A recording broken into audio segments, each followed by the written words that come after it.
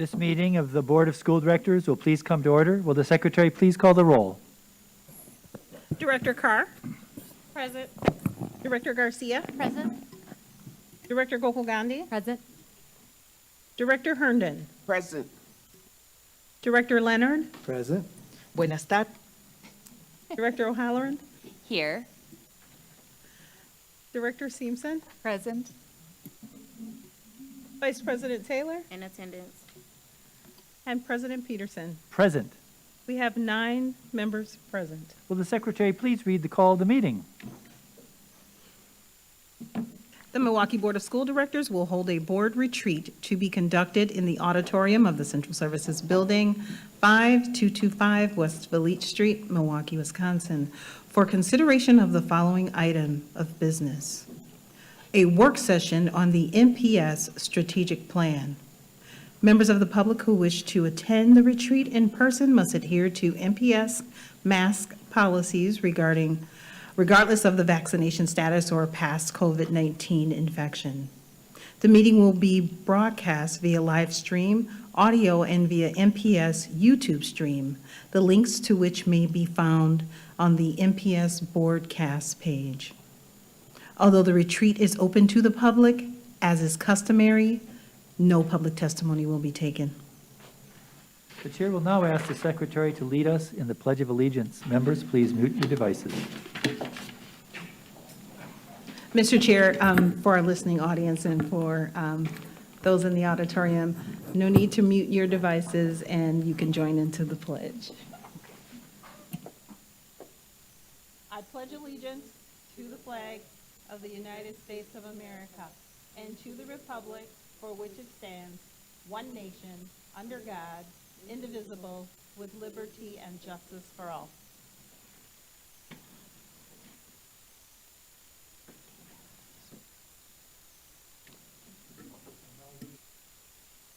I will now read our land acknowledgement. We acknowledge that Milwaukee lies on traditional Menominee, Potawatomi, and Ho-Chunk homeland along the southwest shores of Lake Michigan, part of North America's largest system of freshwater lakes. On this site, the Milwaukee, Menominee, and Connecticut rivers meet, and the people of Wisconsin's Menominee, Ojibwe, Ho-Chunk, Oneida, and Mohican sovereign nations remain present to this day. Now, the secretary has read the call of the meeting. I would like to ask the administration to give us a brief presentation. To give each board member a chance to be heard, I'll call on board members in alphabetical order. Each member will have one question and one follow-up question or comment. I'll do 2 rounds of structured comments, and then, if time permits, we'll have general discussion. Once again, as this is a retreat, although this meeting is open to the public, no public testimony will be taken. At this time, I will ask the administration to begin our discussion. Good evening, President Peterson and members of the board, Keith Mosley, Superintendent of Schools. We're excited about the work session with you this evening. During the work session, we plan to share with you where we are in the development of the strategic plan, review data, engage in meaningful discourse, gather feedback, and discuss next steps. This work session is to to move forward with our key steps in a multi-tiered process to engage stakeholders, including all of you, families, staff, students, and community. At this time, I will ask Dr. Melanie Stewart to walk us through the presentation. Dr. Stewart. Good evening, Director Peterson, members of the board. It is my pleasure to be with you tonight. I'm Dr. Mel Stewart. I'm the Director of Research, Assessment, and Data. This evening, we're going to start with our 5 priorities of success, and as in all strategic planning, this includes us looking at increasing academic achievement accountability, to be considerate of our improving district and school culture, developing our staff, ensuring fiscal responsibility and transparency, and strengthening communication and collaboration with all stakeholders. As a matter of review and grounding, it was back in October of 2021 that Resolution 2122R-008 was approved by the Board of Directors. Again, a timeline, a process needs should have been posted, which we have shared multiple times. Community-wide input, a plan that covers specific time frame, includes a mission statement, goals and objectives, and includes accountability measures and annual performance targets. We also want to ground continually in the MPS mission. Milwaukee Public Schools is a diverse district that welcomes all students and prepares them for success in higher education, post-education opportunities, work, and citizenship. We also have been grounded in the Baldrige Excellence Framework so that we have had a structure by which to look at our district, look at our practices, our processes, and our results. This is the overarching diagram of Baldrige that is being presented currently. And tonight we are going to be looking at some of our results. We are going to be looking at our organizational profile, and we are also going to be looking at the surveys that have been generated to gather information that is still needed for us to move forward. Again, tonight I want to bring and publicly thank the members of the team that have been working every other week for months, that have been collaborating with their offices and their departments. And so these are the people that are meeting routinely and regularly to work on the process and bring information to you. So again, the work. Part of the work through the Excellence Framework is to go through the Baldrige process, answering questions from our perspective and from stakeholder feedback, as we collect our results throughout the district and compare to benchmarks.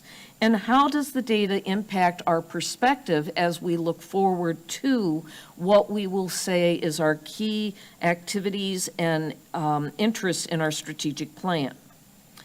Part of that has been the collaboration across offices and departments to create the organizational profile. All district offices have had at least 2 representatives on the team. Board governance is also represented. Again, the meetings have been twice a month with work assignments and sessions to gather data between each session.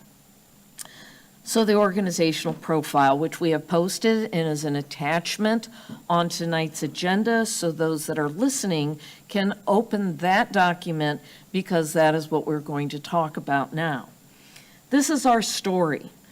The organizational profile answers who we are, what we do, how we operate, how we measure results, and how we identify gaps and focus on key performance requirements and results. There are 2 parts: the organizational description, the organizational, and under that, the organizational environment and relationships, then our organizational situation, which includes our competitive environment, our strategic context, and performance improvement systems. So tonight, you have had the opportunity to review the organizational profile, which I'll bring up in a moment, and for you to provide us information, questions, comments about what is key. So at this time, I'm going to switch over to the organizational profile and ask at this time that I turn it back to President Peterson to call on the board members that they can provide us feedback and ask questions and make comments as to what they felt was critical or that we need to focus on. Thank you very much. We'll start with Director Carr.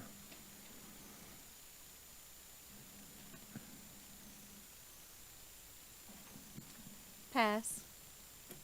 Okay, Director Garcia.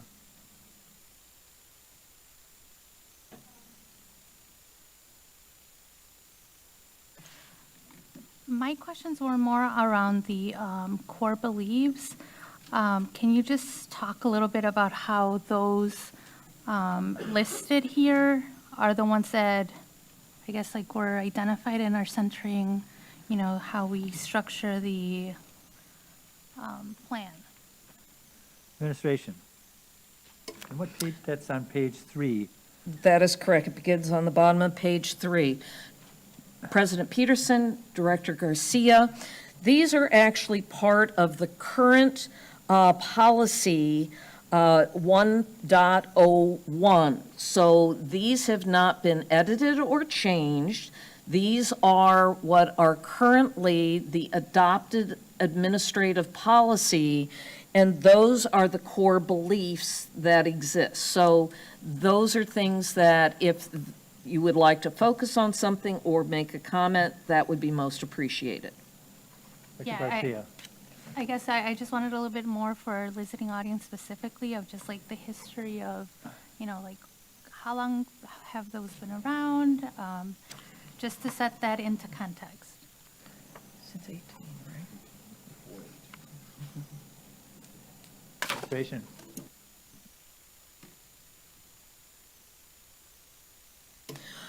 Director Peterson, Director Garcia, these were last reviewed and revised prior to 2018. I'm not certain exactly, but it was 17, 18 that there was a group that gathered together in that time frame that reviewed this, reviewed the mission. Not a lot of changes were made at that time, but that's the last time that these have been reviewed. President Peterson, members of the board, a number of these have been around for some time now. So they were prior to when we had them, we brought them back in 18 to take a look at them, but prior to that, I think they've been probably 3 superintendents ago. So a number of them have been added as we go forward to add new things there. Thank you. Thank you. Okay, I'll just add the 4th bullet. We used to always say data driven, and it was changed, I think, due to a lot of teachers expressing an interest saying, no, we're child driven but data informed. And that was in 2011, I'm pretty sure. We will move on to Director Gokul Gandhi.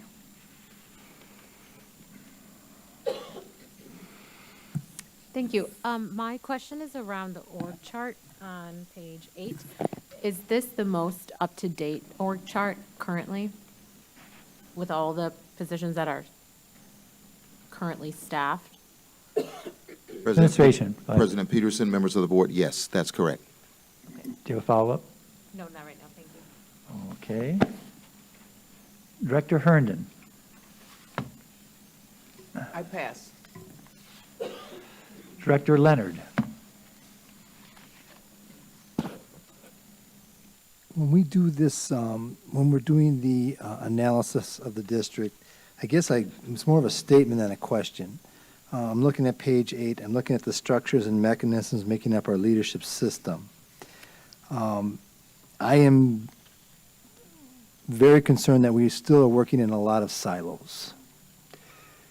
So when you talk to different department heads, et cetera, sometimes it doesn't seem like everybody's on the same page.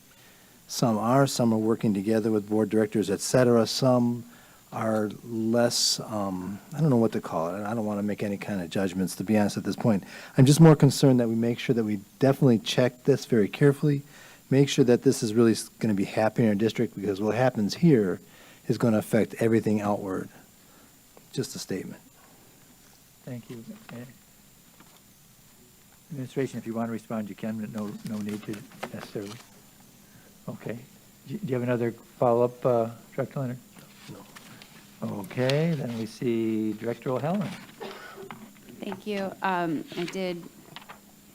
feel like it sometimes gets lost, but I do want to make sure that this process we can incorporate on page 6. We have a breakdown of assets, major facilities, equipment, technologies, and IP.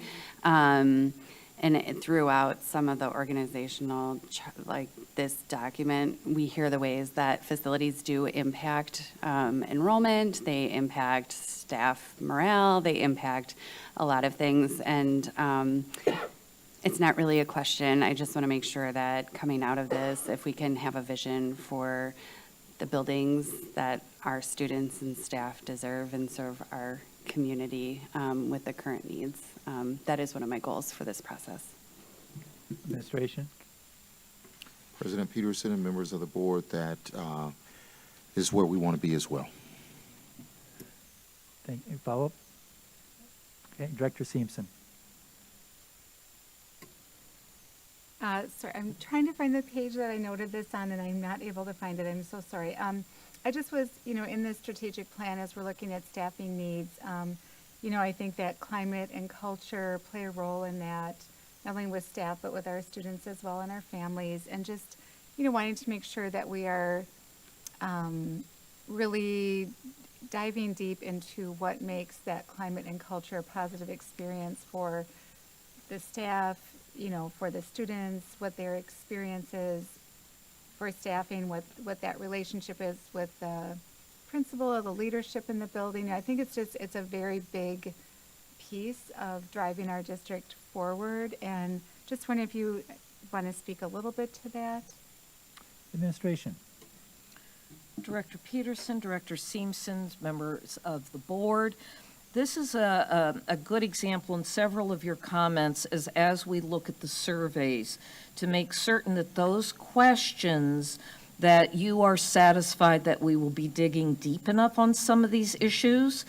Tonight we are going to be looking at some feedback, some student feedback, and hopefully in the next sessions we'll look at staff feedback, et cetera.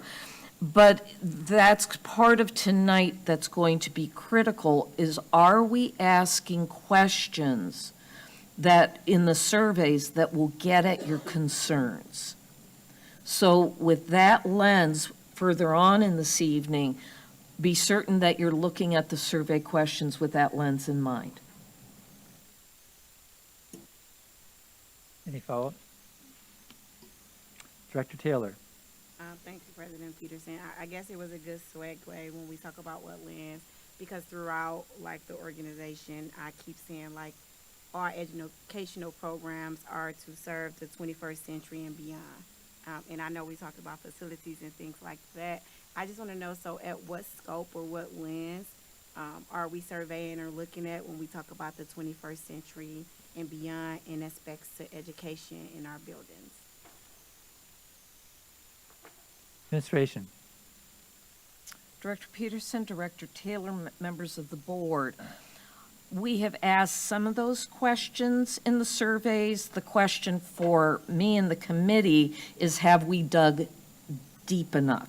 And so when we look at the student survey, the family survey, et cetera, do you believe that we are going to get those, what you consider that deepness? So there are many questions on the student survey about programs, services, et cetera. Is that sufficient, or do we need to go deeper? And so I'm hoping that's part of our conversation in a little bit. Any follow-up? Are we doing another round of questions? We're going to have another round, yeah. Okay, and then I'll call on myself. Just two small things, but I think people might read things and be a little confused. On page 3, a second bullet, it says professional development allows our staff to meet the diverse needs of our students. I think we should change the verb from allow to maybe help or support our staff, because I don't think it gives permission to. But the next page, number 4, page 4, under our core competencies and their relationship to our mission, I was just very confused when I read the first one. It says performing under pressure. Now, I know that a lot of us have to do that, teachers, administrators. But then it says Milwaukee Public Schools finds opportunities to engage students in their learning and prepare them for the 21st century and beyond. And I wasn't clear the relationship between the italicized performing under pressure and then that sentence. It just doesn't, something's, if you don't have to answer now, but just let's clarify that. Okay, those are my two things. We'll go back to Director Carr. Pass. Okay. Director Garcia? Yeah, so on page 11, where we specifically talk about, I guess, competitive position, there's a paragraph there that talks about the perceived, I guess, advantages that competitors have on us, and specifically looks at how media platforms impact, I guess, those perceptions. So I guess my comment is just to reiterate the importance of, our marketing, our communications, especially as we're looking at ways that impact school enrollment. I mean, we know that the number of school-age students are shrinking in Milwaukee. Specifically, in our district, we're seeing that we are losing students to competitors. So just kind of wanted to point that out specifically because this is really impacting District 6 in a lot of the key schools that we've had for many, many, years. So I just wanted to, bring that into the conversation. Thank you. Any feedback from the administration? President Peterson, members of the board, I will share with you that we have compiled a very robust plan that will be a part of this, that Nicole and the team has been working on, and one of the tenets is enrollment, and what are we going to do to make sure that we are marketable in the market, and making sure that we are able to bring new students in and also pick up those students that have left us. Thank you. Any follow-up? No. Director Gokul Gandhi. So just one general organizational question and then one larger question. I feel like the document should start with our mission, vision. We have like this whole paragraph and then we state our mission and our vision, and that feels, maybe there's an explanation for that, but it feels a little counterproductive to have that come 2 pages later. So if you could just explain the. Director Peterson, Director Gokul Gandhi, members of the board, we use the Baldrige framework for the organizational profile. And so the structure is based on the organization of that document. So that is how we chose to design this, is to follow the framework. Okay. It feels strange, but that's fine. I guess I'm not going to knock Baldrige today. My second question is, some of these paragraphs, so when you look at like the staffing shortages, have like it seems like what it gives is like a current state analysis and then also just a general analysis, but then that feels to be missing in other parts of this document. So for instance, when you scroll all the way down to the performance improvement systems, it says, here is the thing, right? And then it's not like, what's the future state analysis? And so, if we could go through this kind of at some point and say, like, each of these has a current state and a future state, it just feels like it's in some of these, but then it's not listed in some of them, and that feels a little incomplete, and like we've cherry picked where maybe we aren't doing the best job, or we have to have honest conversations about where there is great room for improvement. Could you identify what page that's on, So for instance, the one where the section where I feel like there is a good sort of analysis would be the staffing one, which is on page, sorry, hold on.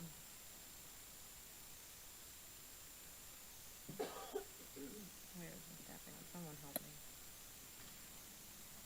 Oh, so P1A3, which is page 5, right? There's like a great chart that says recent changes in workforce composition or needs, and it states what's going to happen, right, to the educational offerings and sort of the delivery of education, which is great, and that's what I want to know. But then you see then, the last one, which is on page 13, and I think that especially performance improvement systems, I think that's why we're doing this, and it just could be a little bit more robust in terms of current and future state analysis. Administration, would you wish to comment? Director Peterson, Director Gokul Gandhi, thank you for the comments. I'm smiling because an organizational profile should be about 6 pages, and we were quite more prolific than that. And so think of this as an overview and not in depth. And so looking to the future is hopefully where we go when we answer the other components of the framework and we build our strategic plan as to where we're going. So this is a state of what is, not necessarily of what will be. What will be will come after we have reviewed the data, collected the survey data, and then do the analysis of what are our key things for going forward. Yeah. So then maybe, to get this down to 6 pages again, maybe can remove some of the stuff that feels that it has, the pages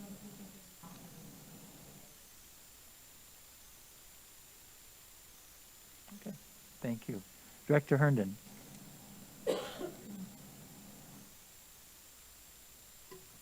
Thank you, Mr. Chair. What administration just stated is the exact reason why I passed on this, because that's exactly how I felt, that it was an overview of what's currently going on, and I was looking for far more than that, so I still pass on this. Okay.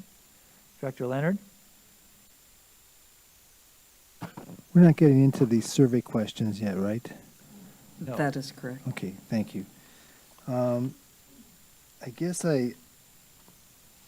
I can just pass. I guess I need to really wait and see what we come up with the surveys and what your analysis is going to be. I think that the other thing that concerns me, and I looked at it, I have big notes on it all over the place, is that depending on staffing and what we can do about that is going to so directly affect what we can make happen in our district that I can't help but have concerns about that. And I don't know, I know we're going to be analyzing the situation, but do we have any kind of prognostication on how long it's going to take before we can actually get people in our classrooms? Administration. President Peterson and members of the board, I will say to you that we are working night and day to try to get classrooms filled. We just had a job fair, had over 142 individuals to come through on last week seeking employment. We have another one coming up right away in January, I think it is. And so we are pushing to try to do everything that we possibly can. We got recruiters out on a daily basis, going to places, trying to bring staff in. One of the other things that is going to make a difference here is we're doing a compensation study to make sure that we are competitive in the market, and that is something that we'll have information on when we roll all of this up, so we will know whether it's pay or what's the situation as for, and everyone that I'm talking to are facing the same situation, whether it's public education or any other job that you may look at. So we're trying to do everything that we possibly can, and maybe Adria would have more to add on that particular piece in regards of the staffing piece. But we want to close that gap as well. Adrian?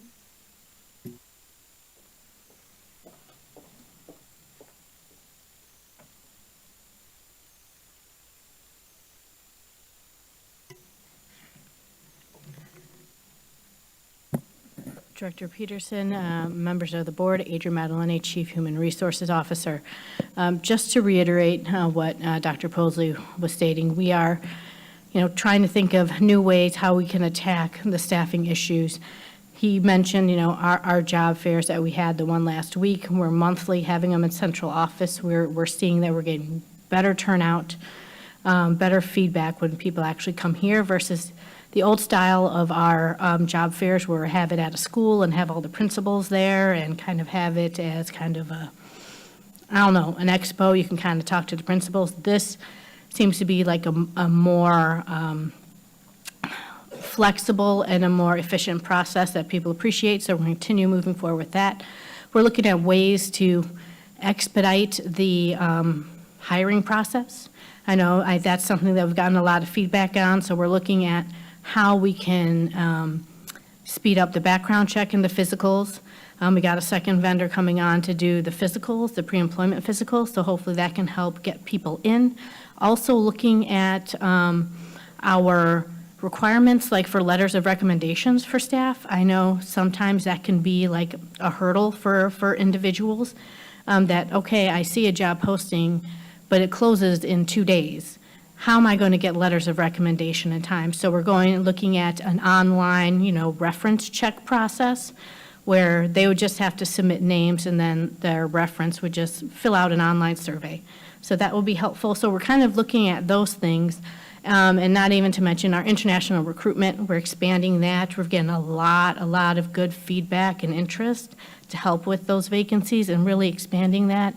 And then making sure those international teachers feel welcomed and supported here, because that's a big culture, difference coming here. So working on that. So I think we're really taking, a multifaceted approach on the hiring piece. I think we are very anxious to get feedback when it comes to the compensation, results from our consultant on looking at that and how we can address the compensation issues. But yeah, we're definitely looking forward to addressing those and looking forward to the survey and seeing what we get back and how we can address the needs on the recruitment side as well as the retention side, which I could go on a lot longer just talking about retention, because I think that's an even more important aspect of HR than the hiring is keeping people here. Very much.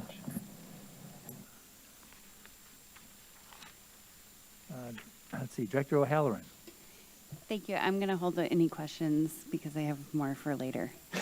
Other documents. Director Simpson.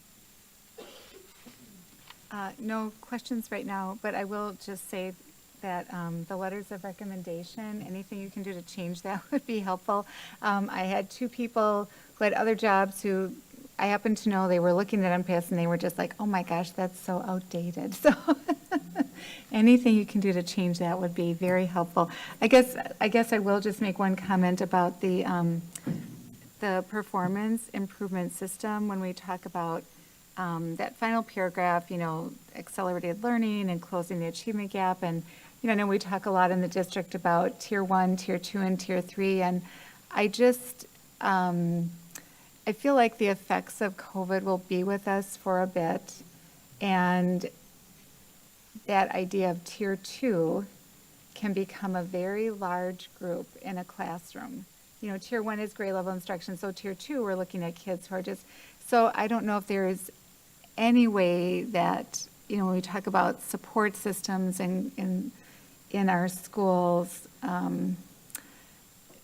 to kind of do some focusing on that idea of what Tier 2 is and how to make that manageable. I know we've done that before, but it just seems to be an even bigger issue now after COVID. And I think, like I said, it is going to be with us for a bit, especially with our little ones, it seems. Thank you. Director Taylor. Thank you, President Peterson. I want to come from page 10 and 13. In 10, it talks about the community collaborators, partners, and the key network suppliers. I was happy to see this in here, but I also feel like we don't hone in on those relationships and building. I think specifically if someone maybe come to us, we do it, but I've been also informed that there are other organizations and community partners that would love to be a part and help with the NPS, but sometimes it seems like there's a lot of rhetoric and red tape, like the outdated reference letter. And so that probably wouldn't be in this document, but I just think we need to maybe study or see how do we accommodate them, or how do we do when we're trying to do community building relationships, so that we can get more in without them feeling like they don't know where to go, or it being such a hassle to come in and work. So I would like to know if we are working on that too. So it's a comment and a question. Administration. President Peterson and members of the board, yes, that is something that we are working on. We often hear that individuals wanted to be, to get started and doing some things with MPS, but there are some housekeeping kind of things that we have to do as a district, and there's no way around it. But with those kinds of things, we are making sure that we do one-stop shopping and pointing them to one area, and that is our school partnership department, who work very closely with anyone that wants to work with us to make sure the correct and appropriate paperwork is complete, and try to get them out there as fast as possible. Thank you. And for the next one, it was on page 13, and it was in the performance, I believe, and it was saying for years we've used this analogy of plan, do, study, and act format. And I just want to know, like, is it really working? Like, is it helping us to check and balance or align? Because I often feel like a lot of times we do something because it's either repetitive or it's really common to us, that we don't sometimes look at either different ways to do it or how does it help. So. And Director that's in, like, the Peterson. last line. Oh, Director Peterson, Director Taylor, thank you for the question. PDSA is just a format. It is also the format that the Department of Public Instruction is using. Also, they have a component of readiness to improvement. And we actually, our school improvement planning as well as our district improvement planning is in this format. And as we shared the last time we met, our district improvement plan, we are having to routinely show results, analyze results in the schools. We just finished cycle 1 analysis, and we actually have schools that are being monitored both by our staff out of research assessment and data, as well as our partners at DPI in the school improvement, all of our CSI schools. So there is a collaboration on this as well, and really looking to the results, the implementation, as well as the results. So. Very good. Any follow-up? Okay, and I will turn people's attention to page 2 under the importance of each of the programs and services to success of MPS. And the second paragraph, it talks about we're preparing our students for the 21st century and beyond. And then it talks about foundational literacies and also ability and skills. And I just want to offer both to the board and the administration that given that it's about this whole century, I think we should add, and I know some school districts are doing this, the term climate literacy. We've obviously have some initiatives going in the district and to push that forward.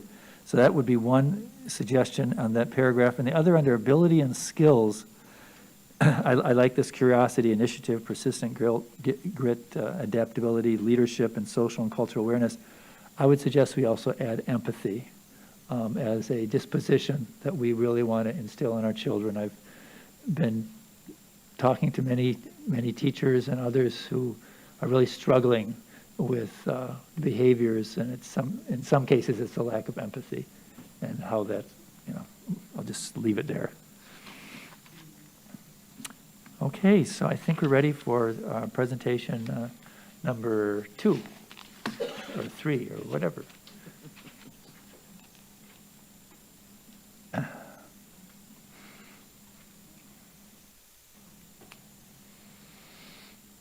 Oops.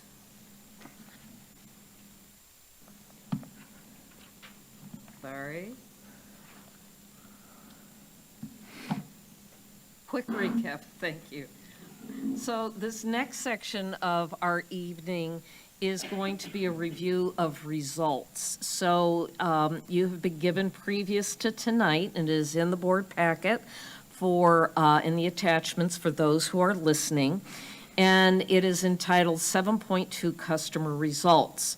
So this again was driven by the questions in the Baldrige framework. And we collected data from across many, many groups.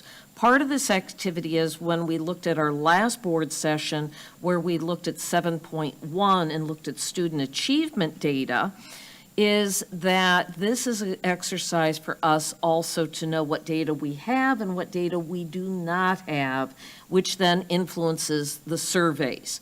Since you've had time to look at this data, I'm just going to do a brief overview, and then we would like to hear you share 2 to 3 observations from the data that you believe is key to the future of our strategic planning process. And so at this point, I'm going to switch over And as we are looking at this, again, we have our 5 priorities of success, the framework overview, our mission, and then what did we try to do? So who are our customer focus? What are our customer focused performance results? So we looked at student and other stakeholder satisfaction, student and other stakeholder engagement. So those were the main areas. So one of the things we began with is with our family and community partnerships and strategies. We had some information about our family interest survey. We also looked at some questions where we have some trend data. We looked at one of our communication devices, our Friday newsletters, and the increase in the use and the number of letters that are opened and actually read. Another was an area of clicks after opening, because we all know that sometimes it takes a lot of clicks to get through something, and we were trying to simplify. Newsletter bounces, that's part about having good family information. Complaints, we looked at the complaints, we added a new system, and we had 90% increase. So part of when you look at the numbers, know excuse me, that the system has the capacity to hear more feedback, therefore we received it. Therefore, looking at the switchboard data, welcome center data, and then we went to district advisory council topics. Our engagement of our parents in the DAC, parent portal usage, which is how parents can find out what's going on with their student in Infinite Campus, and then literary services. We have some background information that you have seen previously about PBIS, our Black Latino Male Achievement Group, restorative practices, and our gender and identity inclusion. We also have a lot of student voice data in this. This is data that was from last spring and through the Essentials of School Culture and Climate. So I'm going to go very quickly through this, is that we have from grades 4 and 5, looking at academic, what they call academic press, course clarity. Then we have the same in middle school, high school. Then we looked at specific content practices. So this is getting at what children are involved in their classes. Same for middle school and high school. Then looking at math instructional practices. Looking at College for All for our high school students and their perceptions on various component parts being prepared for post-high school. We also included some data on student voice that has been shared with you before, but is from our focus groups and the work of our various teams that have gone in and worked with students and listened to student voice. We look at the teacher trust issues, student-teacher trust for all the grade levels. Again, some other student voice on learning options and environment, climate. Safety, this was an issue that was brought up earlier, and looking at what our students think in elementary about the safety of our schools, middle school, and high schools. Again, student voice on mental health, school policies and facilities. Balance of safety and discipline. We then also have a section of some other data about stakeholders. This is our RTI recognition, attendance as being part of this group, behavior, suspensions, student engagement, then at our Twilight Center. So our students that have other programs in which they can participate. This was also trying to get data from a wide range of departments in the district. Student satisfaction in our recreation courses, ropes and challenges. So this is a wide range of data that we shared with you. And at this point, I'll turn it back to President Peterson, so that if you would care to note 2 to 3 observations that are key from this data to future strategic planning after you have reviewed this data. Okay. We'll start again with Director Carr.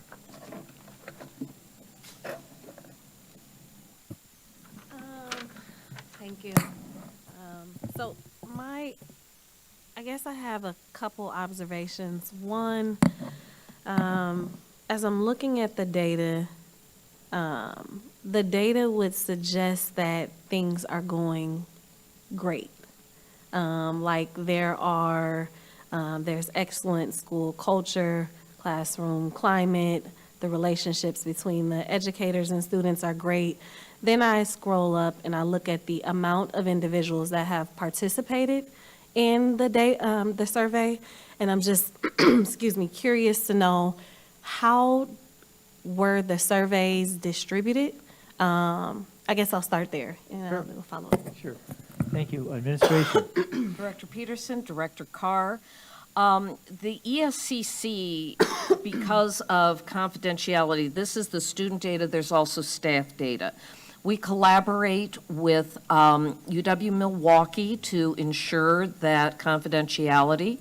We have a champion at each school. They have also created a dashboard, so during the window of the ESCC, we can track the percentage of students that have participated in the percentage of staff. We have 2 targets. First is that a school does not get reports unless they have at least 50% participation.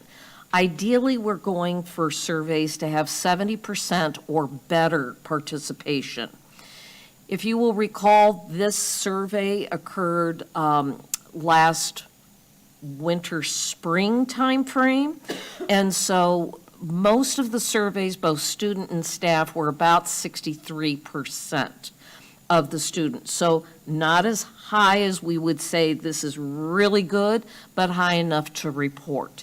So then we track that, send out reminders, work with our Office of School Administration, our instructional leadership directors, our regionals, who also have been always very supportive of getting our schools to participate as much as possible. Follow-up, Director Carr. Yes, so my follow-up question then is, if we're going through this process to inform future policy and practices, why is the focus solely on the things that we do great and not focusing on the things that we're struggling with? Why doesn't the data reflect that? Administration. Director Peterson, Director Carr, members of the board, the 5 Essentials is a research-based survey that was adopted by the district many years ago, where it provides us good information on school readiness for continuous improvement and change. This came out of Chicago, in that it was developed and it was implemented in Milwaukee Public Schools and made more hours with some minor tweaks. But what we chose is something that had a strong research base in the development. Now, on the other hand, tonight we need to look at if there are questions that, again, this is where we've been looking, have we asked all the questions of our students in this case that we want to ask them? And how do we encourage, through our delivery of the strategic planning, working with our groups that are working with our students, our Superintendent's Advisory Council, the various groups at the building, to make certain that we get them engaged. We actually went to one of those groups and asked them what questions should we be asking. We were very happy that a lot of those questions were already on the survey. So as we get into the next section, are we asking the deeper questions, what you want to know from our students. Thank you. Director Garcia. Yes, my question is the results of slide number 8. So looking at the family interest survey, so pertaining to strategies that will relate to the strategic plan, I see a need to continue to strengthen, what we do around strengthening school environment, trust, and then relationship building. So I just want to make sure that, the data is pointing that we're kind of trending a little bit downward in those 3 areas. So as we're thinking about parent engagement and meaningful engagement, to ensure that those are, the areas that we're really like zeroing in on, that school culture, the trust, and then that relationship building.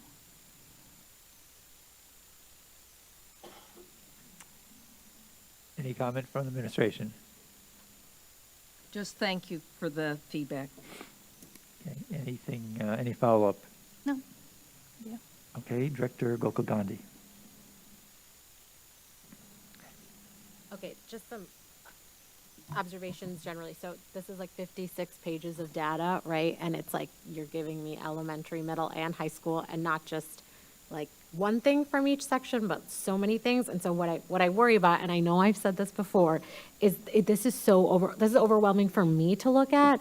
So I can't even imagine for our listening audience who has 9,000 things going on to read 56 pages of data before this meeting, and then one by one have each of us ask really disparate questions about a process that's so intense that's supposed to directly impact academic and other outcomes, feels counterproductive to what we're doing. And so, I wonder if somehow moving forward when we have our work sessions, can we segment the way we look at data? So, one work session, we're just looking at elementary outcomes, elementary survey data, next session, we're looking at middle school. So at least that there's some way that we are understanding what the key takeaways are from each of those and how they're funneling into the strategic plan. Because when we looked at that school-based DPI report card that we filled out, like even that felt like so much. So I wonder how we can think about how we segment talking about this in a way that feels manageable for us, but also the listening audience, so that even they can tune in and say, oh, I only have a child in elementary school. Today they're talking about elementary data. Great, I'm going to tune in, right? So they're not listening to a 4 or 5 hour meeting being like, where did you talk about elementary school? Oh, it was at 9 p.m., And so I'm just curious to know, what is your thought about structuring our discussions and the discussions of data in a way that's a little bit more manageable? Administration. President Peterson, Director Gokul Gandhi, we're fine with suggestions that would require many more meetings. So I think we are open to bring this to you, however it is necessary or needed. Any follow-up?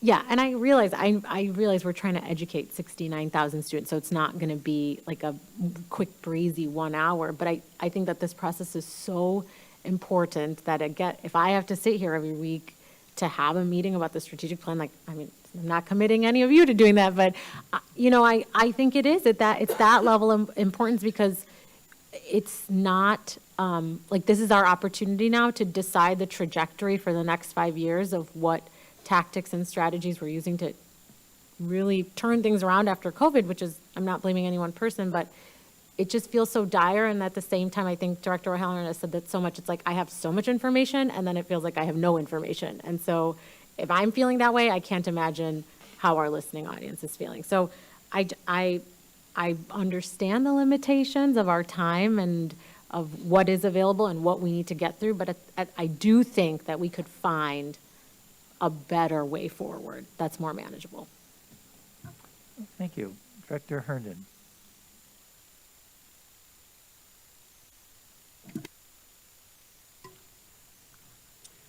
Thank you, Mr. Chair.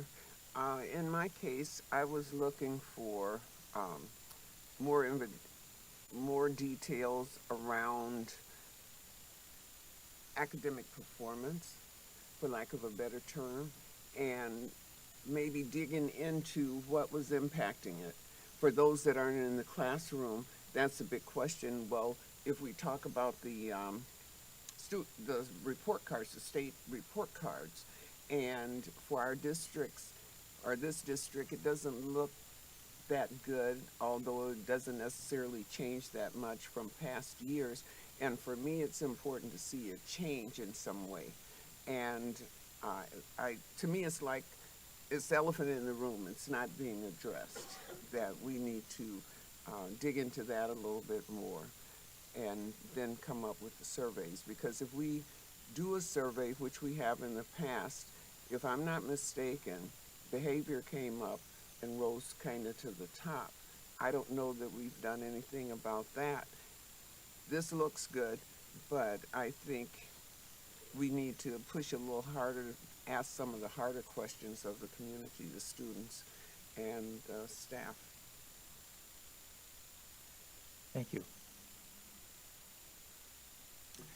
President Peterson and members of the board, Director Herndon's question around the academic window, that was basically the whole coverage of our last time together. We talked about all of the academic data that we had out there, and we were shifting. I would also like to add that there is a lot of committee work that has to be done between sessions, and this is another opportunity where we could have bringing more people to the table to get this out there, and then look at other ways of reporting back out so that it is clear and transparent to the listening community. But each one of these areas have ample data that we are just constantly digging into and taking a deeper dive and trying to put some of the things that we know that's near and dear out front so that we can talk about them. But the academic piece was last time, and we went deep into what we were doing from an academic standpoint. Thank you. Any follow-up? Director Leonard. First, I need some clarity. So I'm looking at all this data, but I'm looking at the draft survey questions. That's going to be a different set of data coming down to us. That's correct. So Baldridge, I'm assuming did this data that we have right here, or am I wrong? The data that we have available was not done by Baldridge, or am I misunderstanding that? Administration, could you please clarify?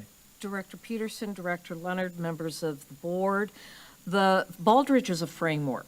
It's solely a framework. Okay. All The right. data that was presented at our first work session in summer, and this, we have guiding questions about data, and then this data was collected by the team members. So in this particular set of data, a lot of this was collected by my department, the strategic partnerships, and a variety of others. So the committee looked at data from all different areas. We used the Baldridge questions in the results section to guide us, but this is all data that was currently available.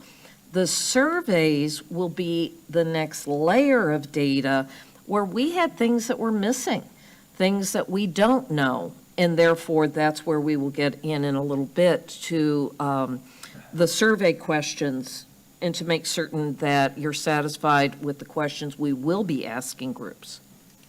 President Peterson and members of the board, also that data at that particular time, those questions on the surveys can dig deeper into the academic data if we want to ask more questions about those kinds of things to make sure that we get that data from our stakeholders. So, but our goal is to make sure that we make you aware of all of the data sources and data plots that we are using in order to get here, driven by the Baldridge guiding framework.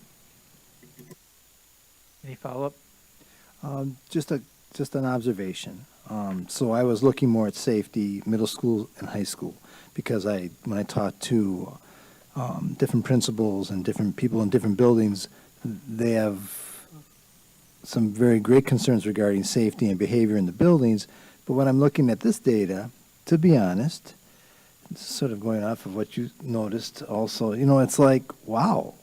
So only a quarter of our students are concerned for their safety and somewhat not even very severely. I'm just sort of like surprised by it, I'll be honest with you. I'm sort of pulled back by it. So I'm thinking to myself, am I missing something? Are we not catching on to something? So I'm looking forward to seeing what we get from the other questions and digging deeper, but I find it to just be sort of, it makes me a little skeptical, I'll say it that way. Administration. President Peterson, Director Leonard, excellent question. Remember that the data that is presented represents 63%. So we have a percentage of the student body who did not respond.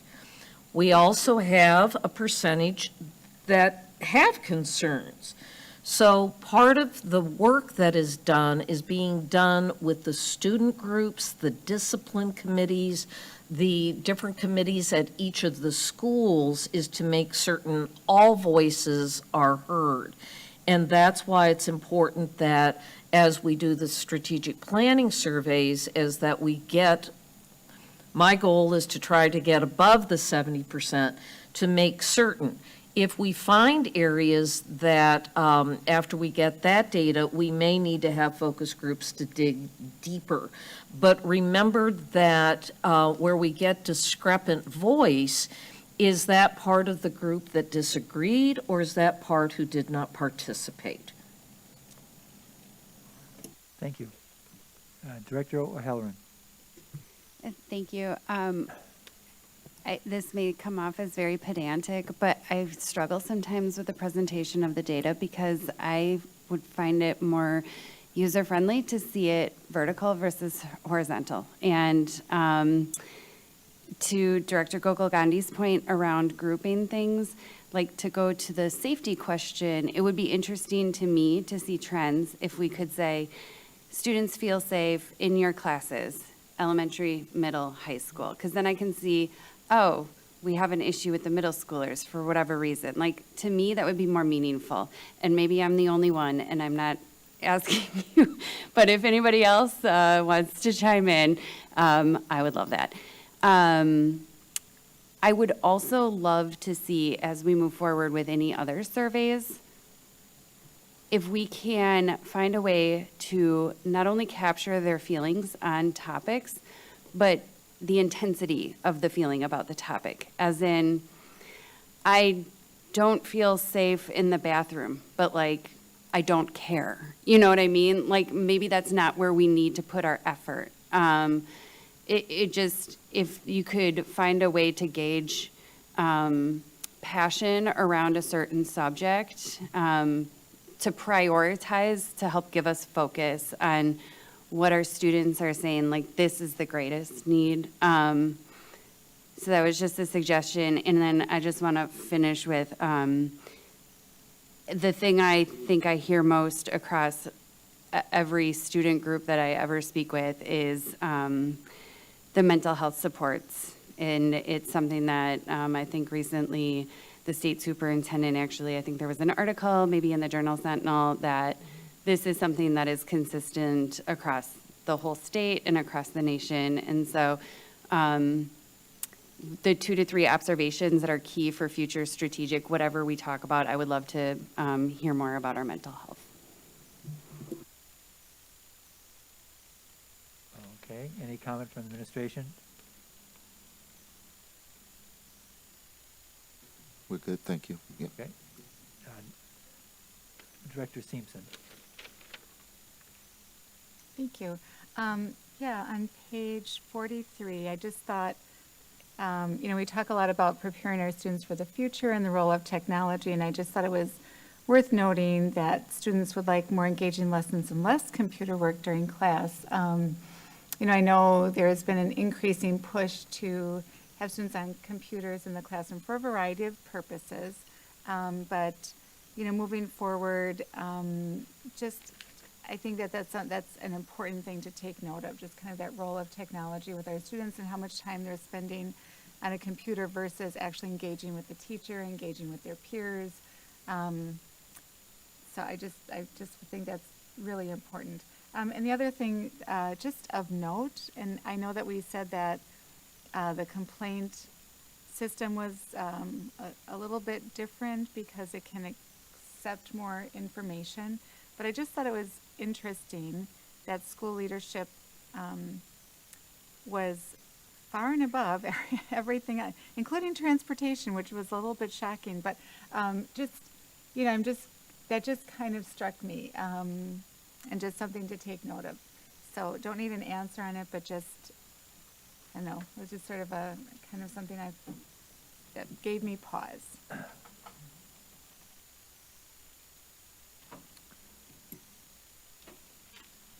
Okay, Director Taylor. Thank you, President Peterson. It was already stated before, like, how many pages, and this is in depth, so I do truly thank you for this, but even as board members, for us trying to go through and decipher what are we going to pull out, let alone the public. One thing that stood out to me among several others was our Twilight Centers, and how in 2019 it seemed like the numbers were off the chart. And I know then we went into a global pandemic, but even looking at this year, the numbers seem to be down, but it seems like that was something that our young people wanted more of, was opportunities or places to go for recreational courses. So if there's any input or anything we're working on in Twilight Centers, that'll be great. But that just kind of stuck out to me when I look at some of the numbers and the fast decrease where we're at now. Any comment from the administration? Director Peterson, Director Taylor, we'll take note of that. Remember, the 22 data was gathered probably mid-year. And so as we refresh data and look at that, but we know that those are opportunities available to our students, so. Any other comments, Director Taylor? Okay, I'll make a few comments. First of all, just I want to say that I think it was Director Simpson who mentioned both page 8 and page 12 about welcoming, sharing concerns with school leadership. I will come back to a resolution that Director Simpson and I just recently introduced having to do with improving collaboration and shared leadership in both the schools and in our departments. And that's something that can, work parallel to this process, but I'm saying that it's an ongoing issue for many people. Just a couple typos. Page 13, there's somehow saying that there's 33,000 increase in the phone calls. I think that's off by about 10. Well, and then on page 32, there is a discussion of English reading and writing and literature, and going to the commentary that was just made about students spending a lot of time around computers. I found in those language and reading questions, there were like something about reading. Did you debate the meaning of a reading, or did you debate reading comprehension or things like that? I would personally think it'd be interesting to ask with how many entire books do you read every month? How many? Because I've been talking to some teachers, and kids don't read books now. They're just reading excerpts on the computer and answering comprehension questions. And I really believe that to get to be good readers, one has to read, and that there's a lot of evidence out there and documentation about school library, classroom libraries, importance of school libraries, and it takes effort on the part of teachers to get kids to read a whole book. You have to make sure that they're at the right level, that they're so on and so forth. But I really believe that reading is an increasing reading of a variety of books, and having that available will help our bottom line academic achievement. And just a couple other things on, I think on page 57, there's let's see if we can get up there real quickly. My question was,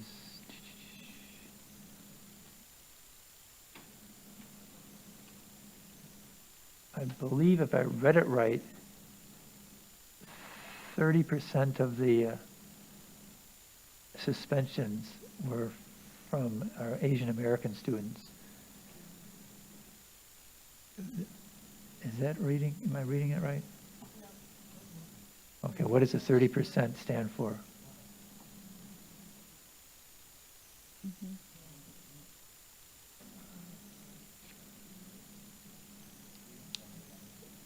Am I?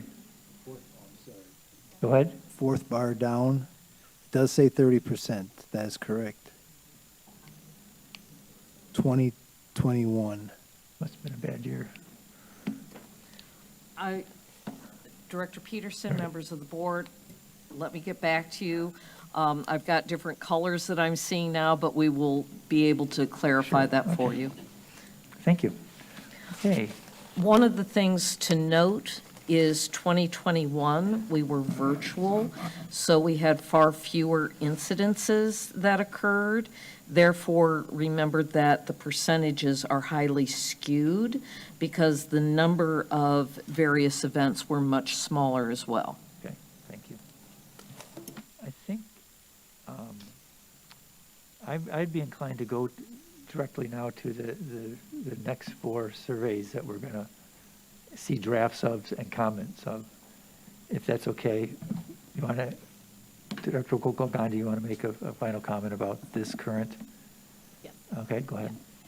Just one more thing. When we have data like this, it would be really helpful if, we could get some qualitative analysis of what your teams are seeing, right? So I think Director O'Halloran alluded to this, like, okay, here's what we're seeing here's the data we're seeing in elementary and middle school, right? My teacher responds to my needs, or I feel challenged at school. And then what are the correlations and causations then for attendance, for suspension data? Like, I would love to see some analysis across the data from your team. I'm sure you guys are talking about that. And so, like, help us make sense of the data. And if that's my job, if that's our job as board directors, tell us that, and that's fine.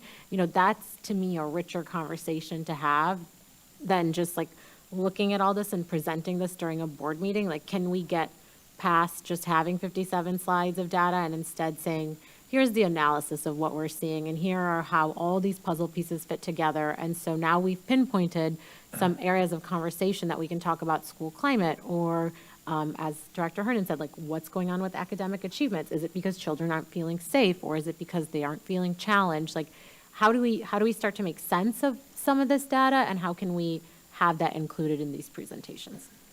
Thank you. Administration, you wish to comment? President Peterson, Director Gandhi, thank you very much, and we can consider that as we go into the future.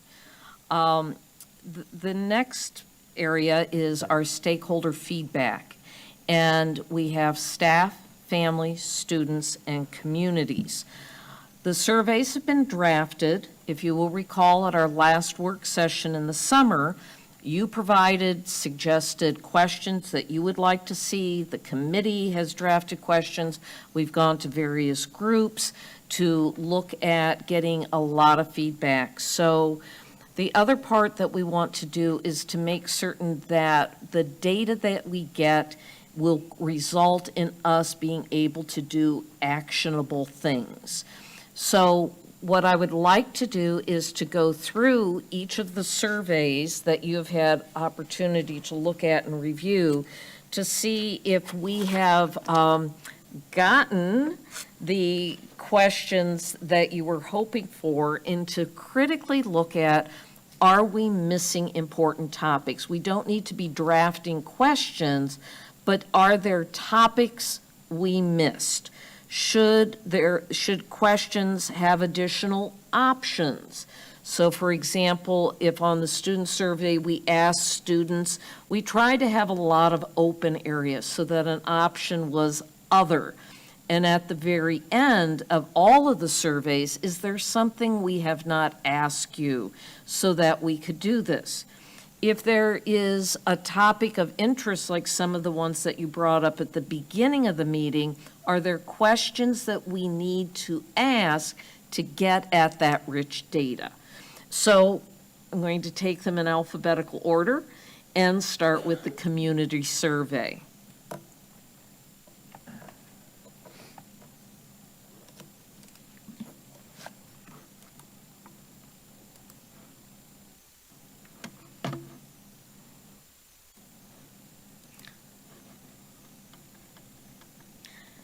Each of the surveys has an opening segment that will just introduce the surveys. We have tried to keep these reasonable in length.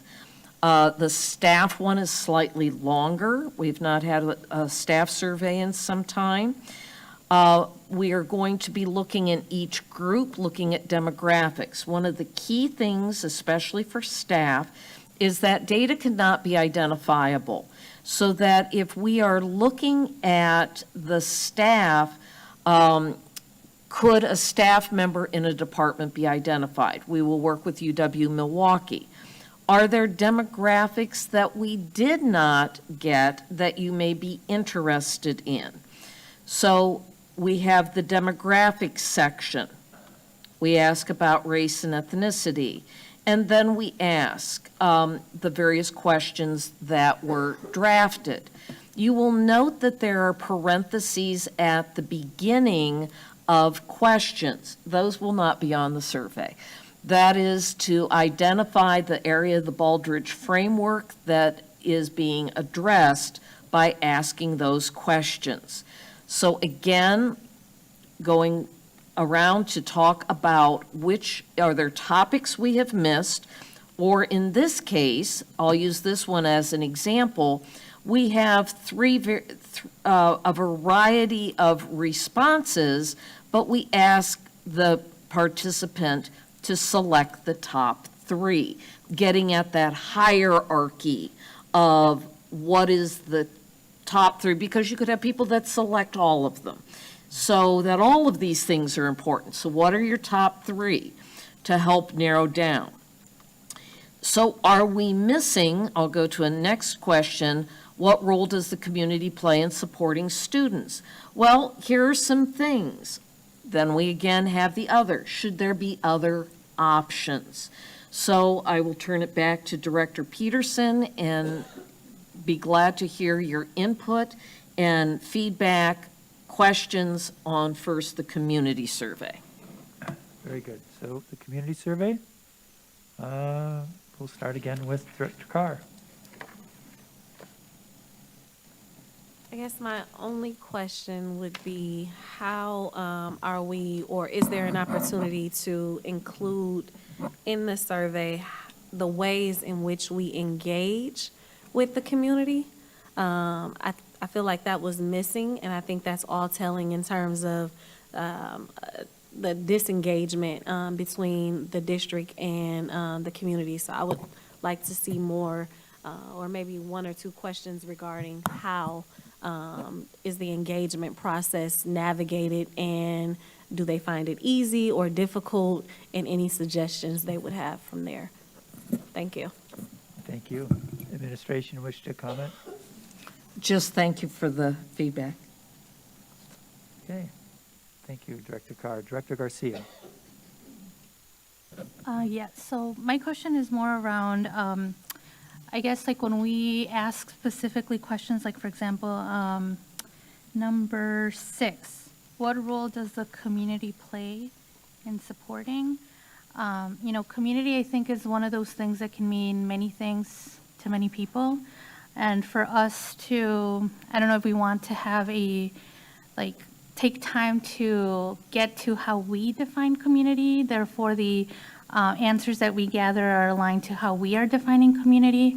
I just feel like it would be helpful just to kind of talk about what is the community? Is it geographic? Is it, there's so many ways to define a community.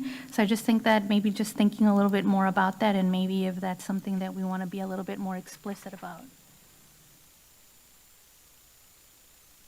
Director Yes, Peterson, Administration. Director Garcia. part of that on the first page about the demographics is, and we can enhance, but looking at the groups that have risen to the top that I would appreciate feedback on is those that are part of an organization, a community partner, et cetera. Former MPS staff, former MPS student, former MPS parent or guardian, parent of school-aged child or children that do not attend our schools, a community member not otherwise represented.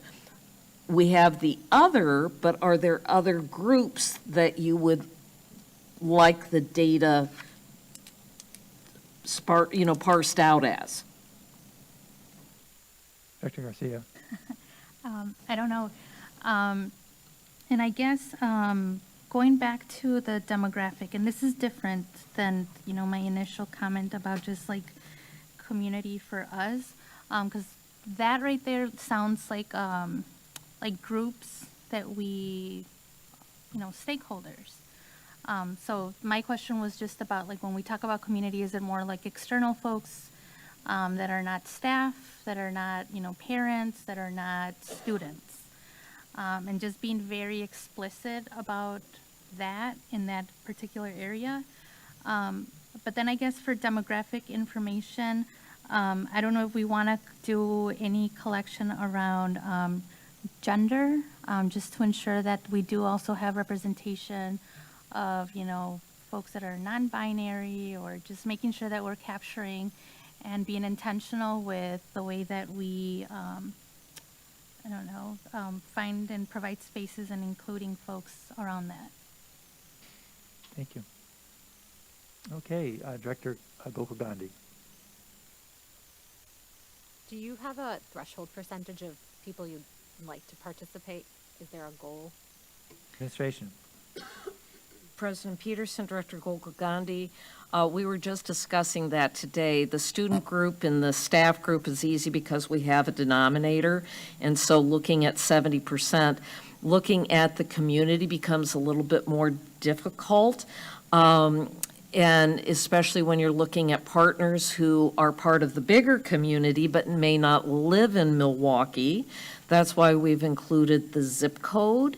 So that one's a lot more difficult to do. Even our families is easier because we can estimate the number of families, but the community survey is a little bit more difficult to get a percentage on. But we've been discussing that. Sure. Follow-up? Could you just list for us the percentage for all the other surveys so that we have that in list form of what your threshold is? So as I mentioned earlier, that for reporting sake, we generally have historically used 40 to 50%, and when you get over 70%, you feel like you have a good, solid group. And are you planning on keeping the surveys open to ensure that number, or will you close it determined by date? Director Peterson, Director Gokul Gandhi, members of the board. Ideally, we want to focus a time frame, but that is part of the analysis that we have to do. If we're not satisfied with the rate, as I mentioned with the ESCC, when we do that, we actually are monitoring the percentage of students, the percentage of staff, so that we can reach out to directors, and we'll talk a little bit about that with our communication plan and rollout plan. Is then we go to, say we're not hearing a lot from central services, then we would encourage people to encourage staff members, provide time. At the school buildings, we encourage that a particular day and time is set aside for students to do the survey. We have found with district surveys, with the YRBS and other surveys, that if the school sets a very specific time, day, that they will survey students, we get a much higher rate of participation. If you provide time where faculty can answer the survey, then you will have much higher participation. But again, we will track during the time frame, and then if we see that we are not to encourage that, then a decision would have to be made. Do we have sufficient data at the time when we would have closed, or do we extend? Last follow-up, and I think that's of particular interest, so as we move forward, whether it's at committee or board meetings, can you just make sure that you're sort of updating us as the process moves along so that we can continue to have that conversation? Because I would hate to get to, just the closing date, and then we're like, wait, why didn't we, so I would just love for you to keep us involved in, even if it's a quick update of that process and where we're at as the portal opens, would be really great. President Peterson, Director Gogol Gandhi, members of the board, absolutely. Thank you. Director Herndon. Thank you, Mr. Chair. For me, number 5 jumped out at me, and in order that I chose K, 11, and J. And it goes back to what I said earlier tonight. In my opinion, reading proficiency is tops, because if a person can read, they can teach themselves anything. So if they are reading with comprehension, which I think is, if they're reading with comprehension, that just increases their ability to be well educated and takes priority, in my opinion, over any of these, is the ability to read well. And then it comes to math proficiency. That jumped out at me as well because, as we well know, the youth are struggling with their mathematics and their reading, and a lot of mathematics is reading. So I would like to see us dig into that a little bit more as to how we can improve those. I don't have a question. That's fine. We're here for comments as well. Okay. Any feedback from the administration? President Peterson and members of the board, one of the reasons, that's the reason we laid it out this way, so that we can hear from all of our stakeholders what are those priorities. And this will, one of the things that I even said to the group, Director Herndon, is that we should move reading and math and writing up to the top and those kinds of things. But I said, no, it's in the right, we're going to leave it the way it is. But that was something that I was pushing as well. But this gives everyone an opportunity to put what their thoughts are. And even if they, if we didn't list it, we have other, and they can plug it in. Thank you. Director Leonard. Actually, everything's been pretty much asked that I was going to ask, but I just out of curiosity, how are you going to invite all these different organized community groups in? I mean, that could be daunting. I just realized just on the back of my head, I thought I can just think of 20 or 30 in my head right now, and I'm not even trying. I can't imagine how you're going to do this. Director Peterson, Director Leonard, members of the board. We're going to talk a little bit about this at the end, about our communication plan. And as we ask at one of our previous meetings, if there are specific groups that you think are critical for us to reach out to. I had one board member mention a particular group, so we've been investigating how best to reach out to that community. So again, if you have particular communities or groups that you believe may need additional attention or to make certain that we do, please let Dr. Mann know so that we can be certain that they are included in. Sounds good. Okay. Director O'Halloran. Thank you. For the demographics question, I almost feel like the parent of a school-age child not attending MPS, should have a completely different survey, because some of these questions, like why do you choose to be engaged with MPS, like they just told us they're not. And so what I would love, is to use this opportunity to say, why aren't you an MPS parent? What can we do to incentivize you to come to us? Like, they are a member of the community, obviously, but I feel like there's a different set of questions I would ask somebody in that case. And as far as recommendations, if we can maybe add like an employer or an industry partner question or identity under there for the demographics.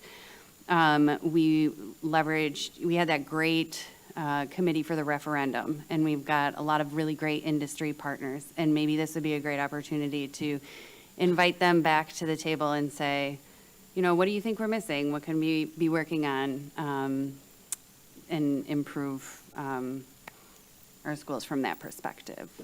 Administration, comments? President Peterson, Director O'Halloran, we can do a branch survey that if a community member marks E as their demographics, they could get the survey plus an additional few questions about, you know, why not? And so, but the same for others is we've already looked at that for a branching survey, and that's all done behind the scenes. Very good. Director Simpson. It sounds like, my question was all about kind of like the rollout and reaching out to groups, which you've responded to, and it sounds like we're going to get more information, so nothing else. Director Taylor.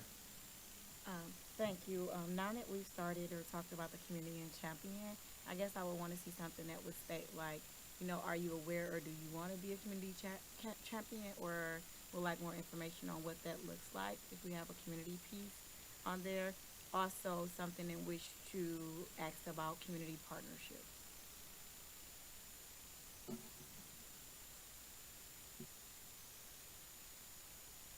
Giving them time to write it down.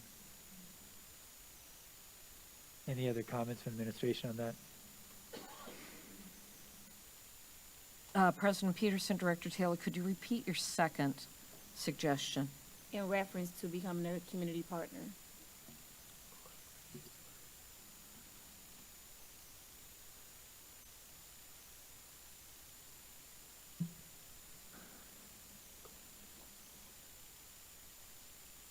Okay.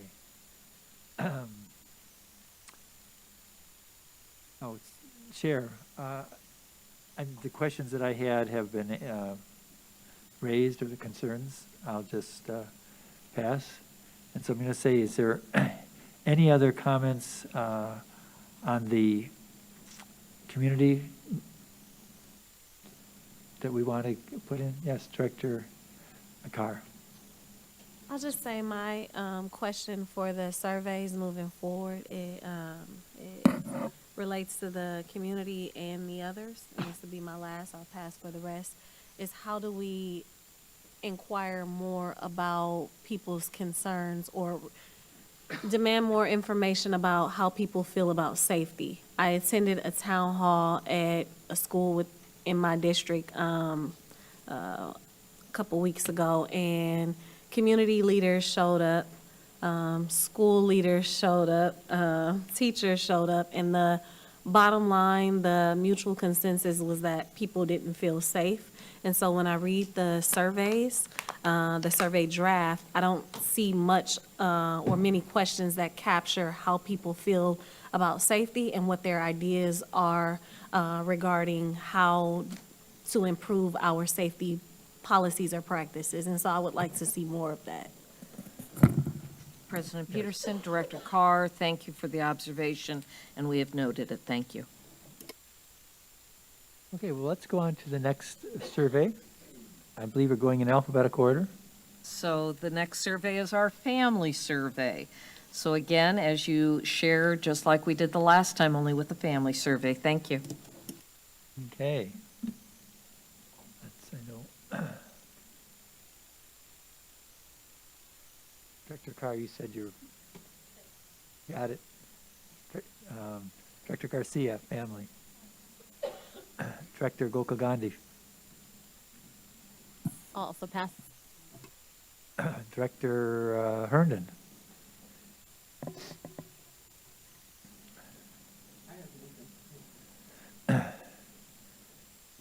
Okay, and Director Leonard.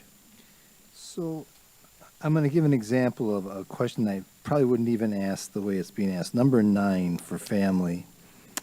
Do you feel your family is treated with, and then it has All positives: dignity, respect, equity, fairness, kindness. I don't know. I almost feel like that should be more of an open-ended question. And please remember that as a teacher, that can vary from person to person in any given building. You can come in and say, wow, that secretary never even opens a door for me, but they love the principal, et cetera, et cetera. So I think that we have to restructure that question or set up a couple of other questions that would do a better job of differentiating what that really should, what you're really looking for there. Administration. President Peterson, Director Leonard, thank you. I'll take that one back to committee meets tomorrow afternoon, and we'll look at that one and do some reworking. President Peterson and members of the board, and any ideas that you have for reframing a better question, please get it to us, to the committee, so that we can make those adjustments. Okay, Director Leonard, was there any follow-up? No, that's good. That's good. Director O'Halloran. Thank you. I do have a question on the family survey. I see transportation is mentioned once under question 16. Do we plan on gathering any other data as it pertains to transportation beyond that, that might help inform strategies going forward? Administration. President Peterson, Director O'Halloran, again, if we have specifically types of things that you're wanting to get at, we'd be glad to ask additional questions. President Peterson and members of the board, we also have the administration, along with various board members, have also started a process of going to the third-tier busing situation with schools with the third-tier busing. We just did Spanish immersion. We just did last night VIEW. So we are getting and collecting that data as well. And it's a total of like 8 of them that we're going to be going to. And so we have another 6 meetings that is going to be set up and visit those communities. So we will have that data to make decisions off of. Great. Thank you. I did have one Sure, go more. Under number 6, one of the parents with whom I am friends noted that on M, extracurricular activities such as sports clubs and the arts, she would like it noted that arts are not, that music in particular should not be extracurricular. It should be considered curricular, but I understand why it's listed here as a retired theater kid. I get it.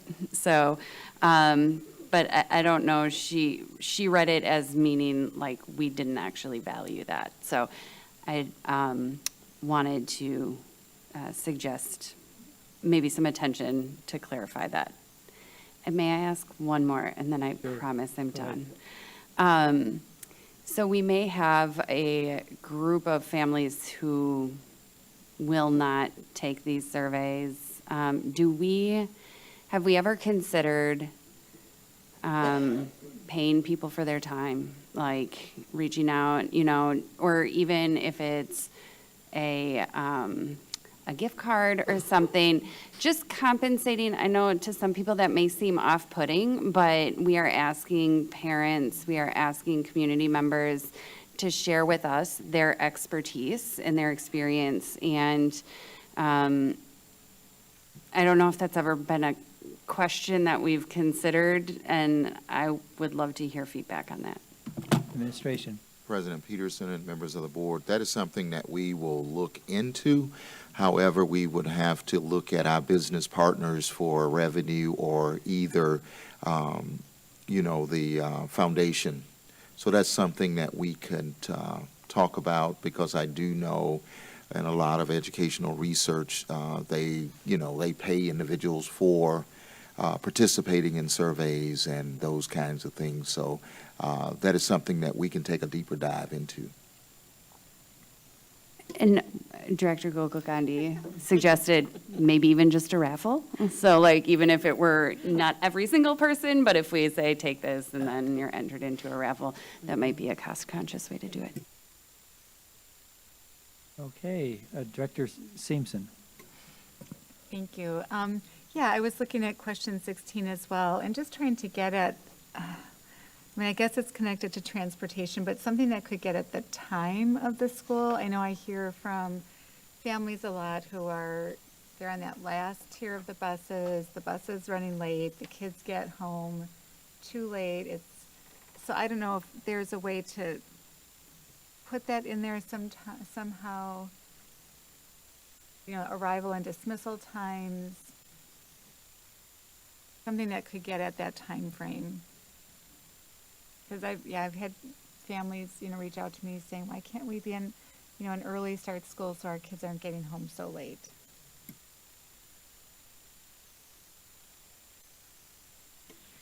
Director Peterson, Director Seamson, we can add that.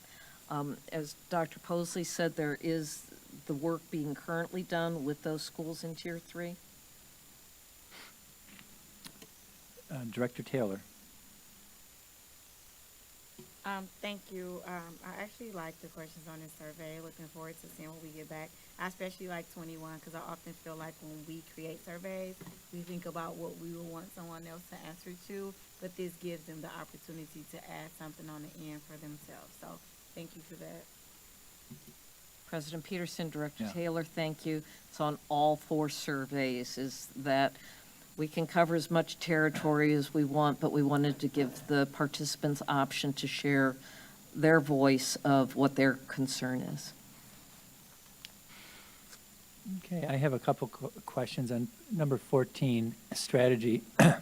What additional programs should be funded at your school? I'm not sure you could just do a language immersion program at many of the schools. I mean, you might want to say world language or, a language experience. It's similarly, you can't have partially Montessori programming at a school. I mean, it's like, okay, if you want to, would you prefer to be in a Montessori school, I think. So I'm not sure exactly how to, one thing that comes to mind is, would you like your before and after school program at your school? Would you access that? I mean, that's something that comes up regularly.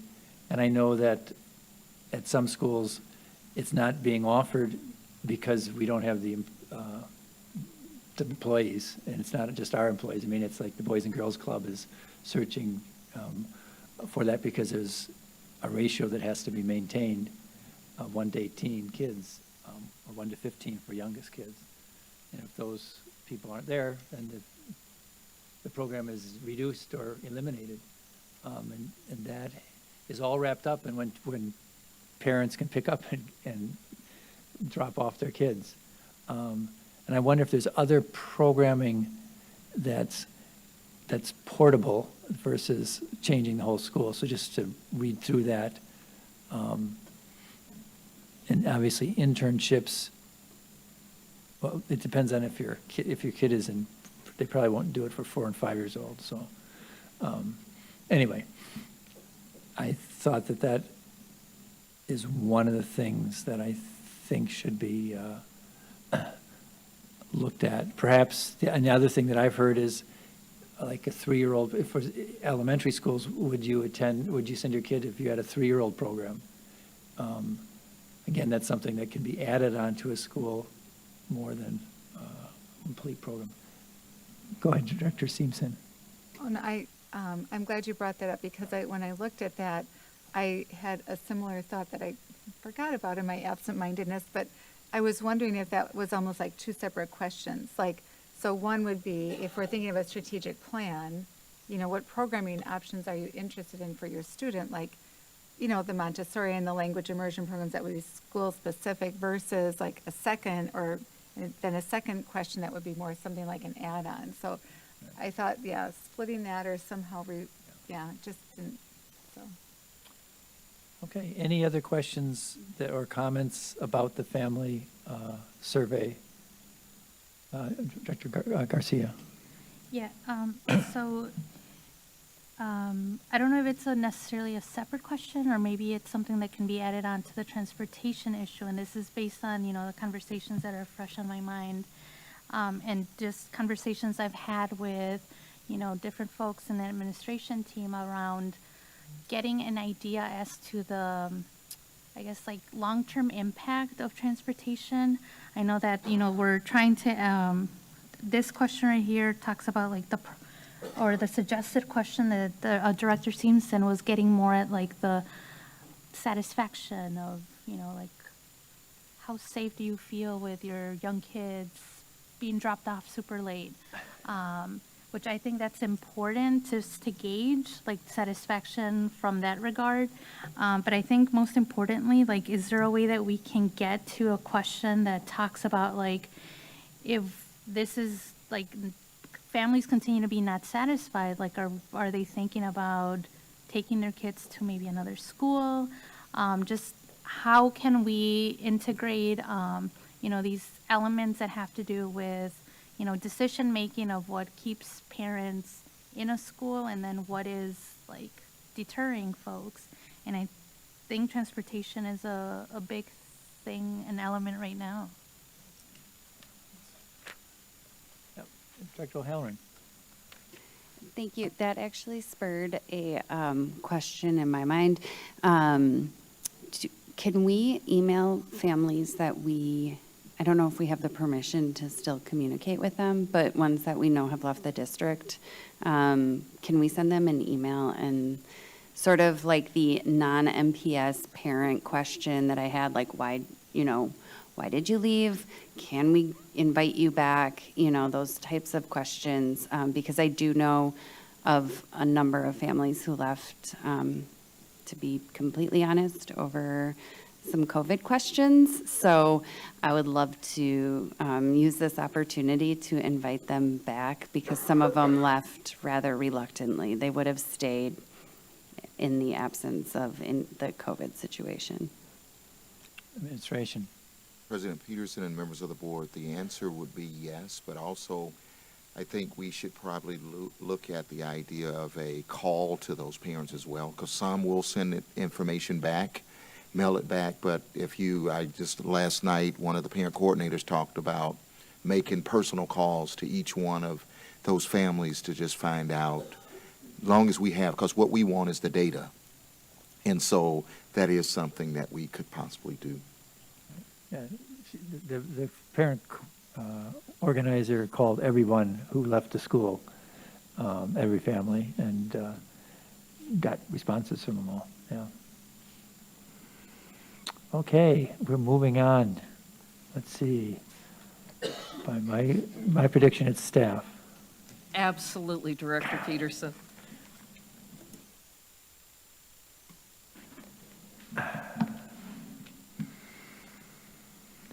So, let's just give us all a minute to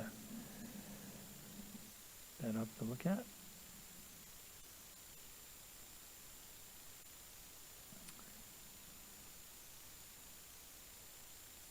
And we'll start. And I know Director Carr is going to pass, right? Okay, that's fine. Director Garcia? Pass. Director Gokul-Gandhi? Pass. Director Herndon? Pass. Director Leonard? Okay, this is sort of similar to the other ones. Question number 34 is a question that we could probably expand out and drill down a little bit just to get a little bit more detailed information regarding how they feel safe. And I feel my school or work location provides a safe and secure environment, so that could be expanded. And again, your number 38 with the dignity, respect, equity, that I would relook at that, see if there's another way to get a little bit more detail from that one. That's it. Administration, could you also just explain the matrix to us, the SAAD-SD? When you're looking at the construction of a survey question, so that's kind of a behind the scenes, is that you can make a grid so that you have different levels, and it's meant to help drill down.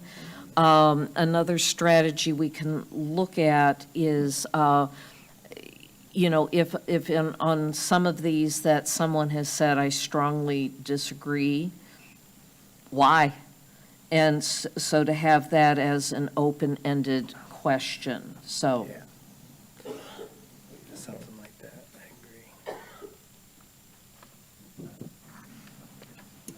agree. Does the SAAD, SD actually stand for words? Strongly agree. Director Peterson, strongly agree, disagree, and strongly disagree. Thank you. Okay, Director Simpson. Thank you. Yeah, I just think two things, just like staff, oh, I'm sorry, I'm sorry, did I skip ahead? No, we're on staff. Sorry, I've got both tabs, I've been going back and forth. So one thing would be just, like, is my voice heard? Does my opinion matter in my school? Something that gets to that.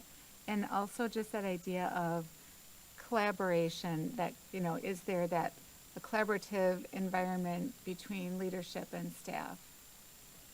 Do we operate in that shared leadership model? Do we operate in a collaborative environment?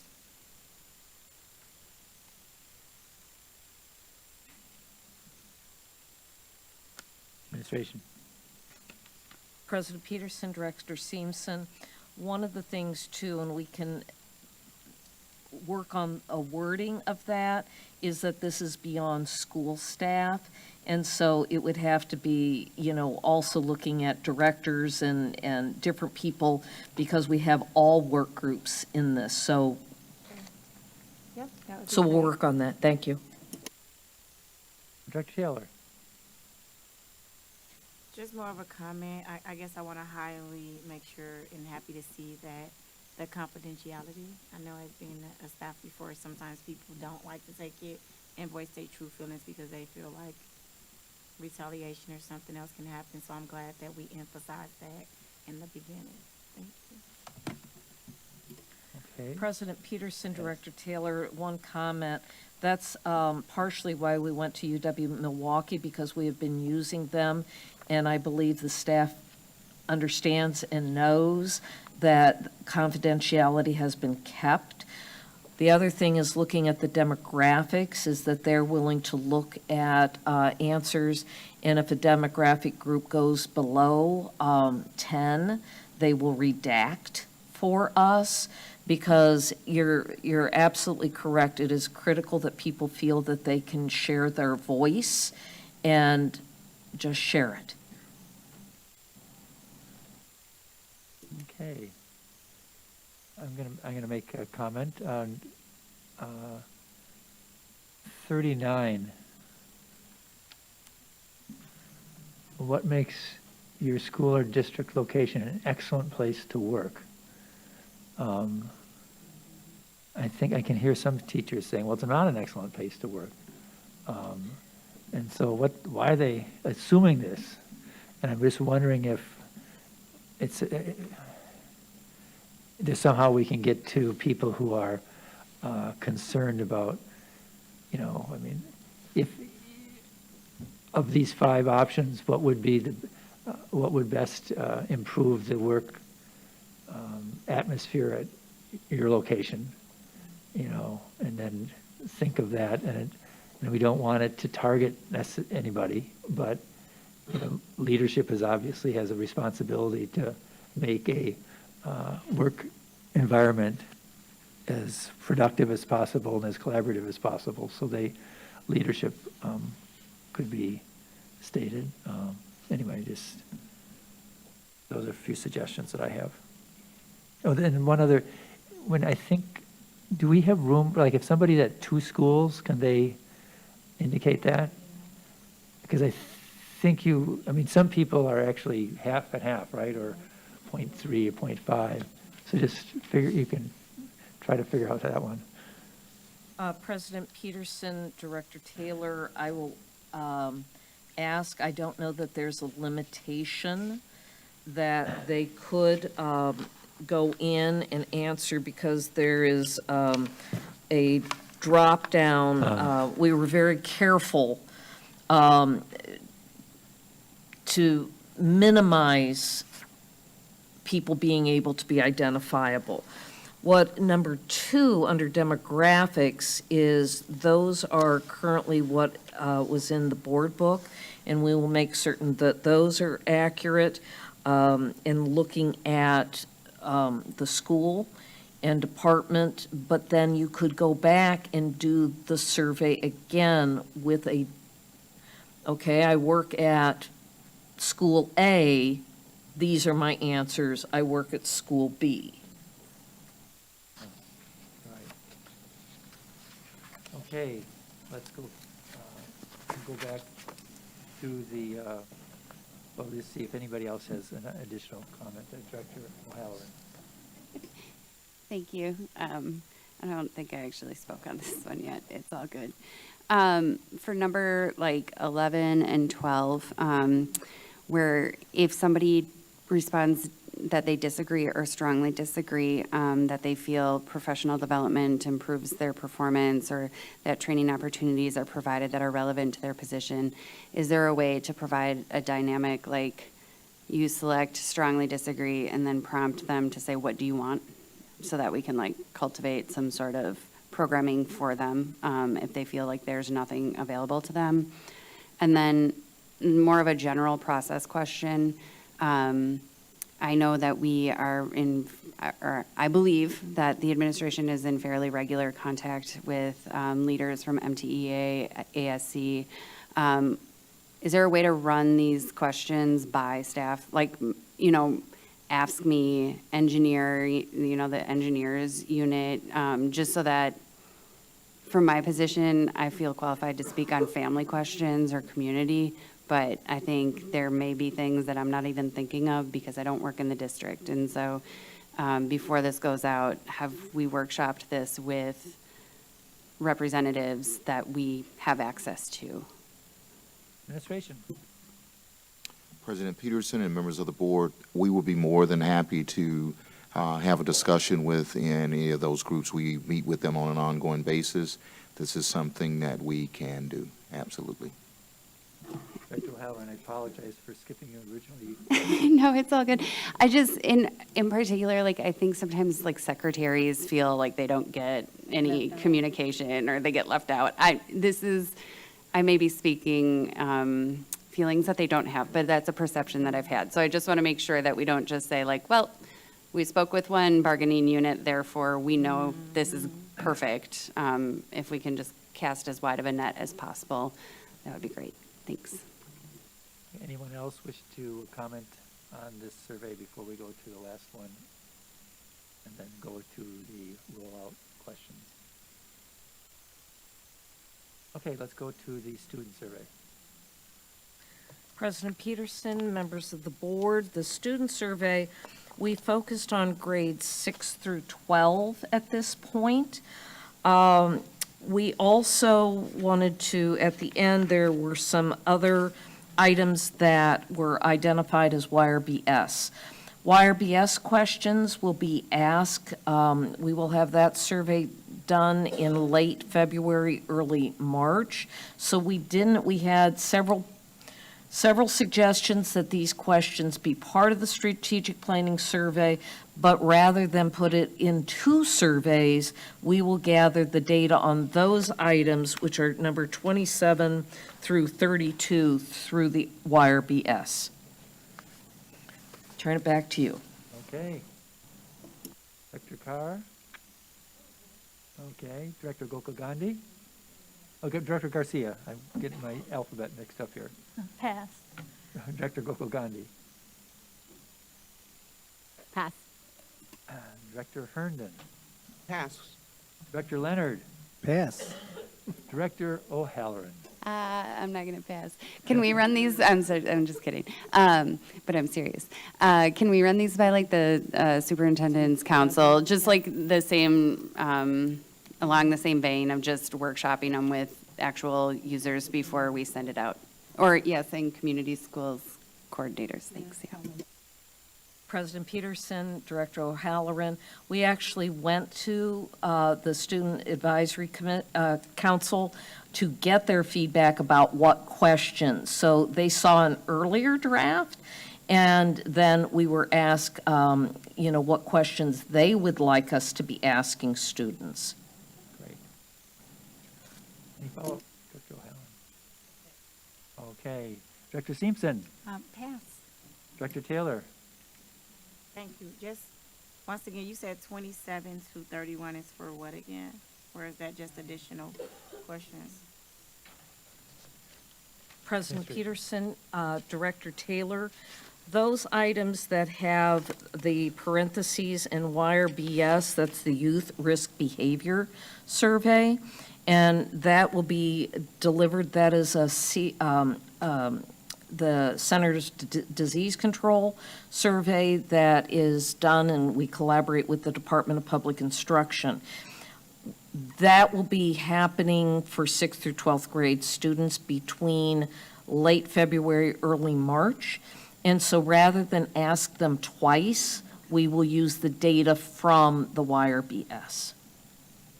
Oh, thank you. I wanted to make sure I had that correct when I heard it. Also, I understand the importance of 6th to 12th grade. When I looked at this, I was like, there's no way this is for any elementary babies. They're not going to sit through this.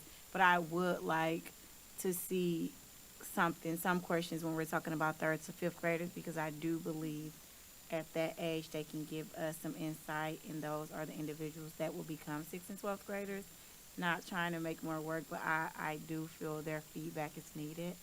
Maybe I'm just going for my own babies. They were able to definitely tell me some things in 3rd and 5th grade, or how they felt about school and what was going on. And it was a pretense for, to be honest, their middle and high school years. Administration.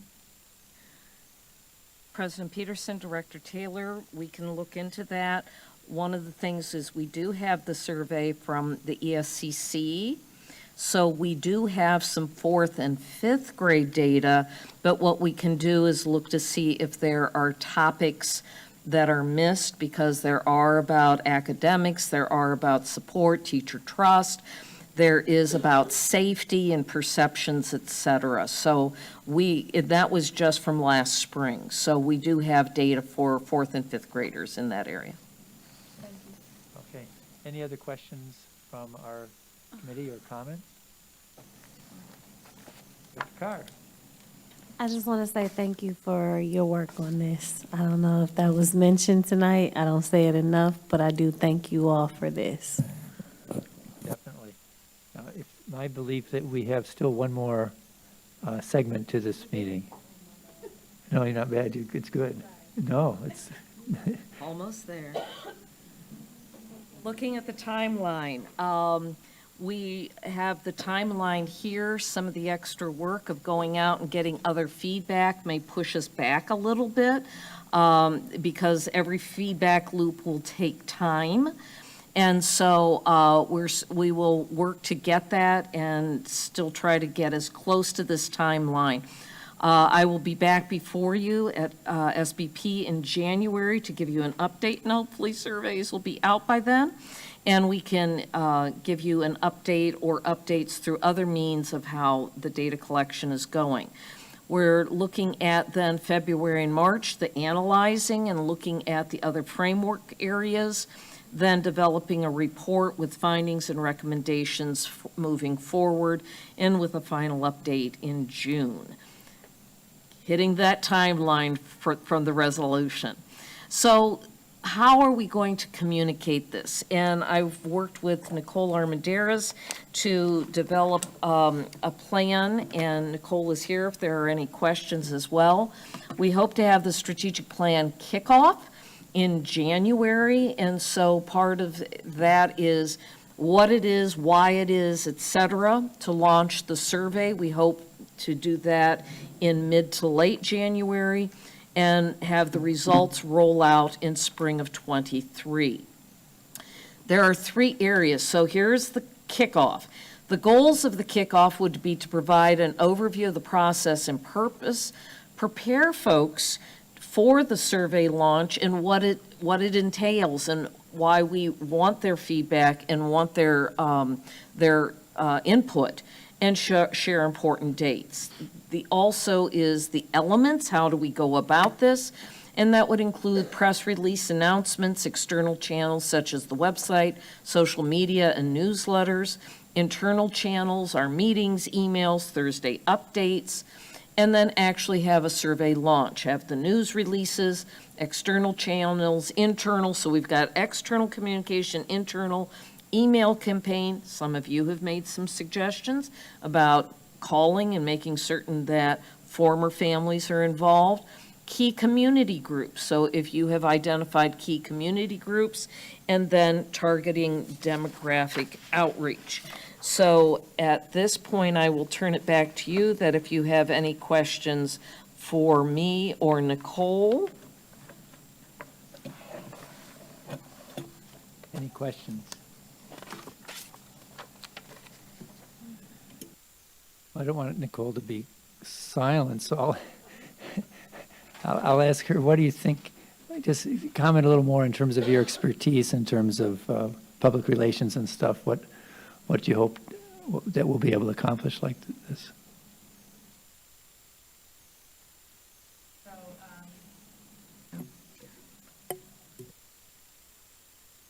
Okay.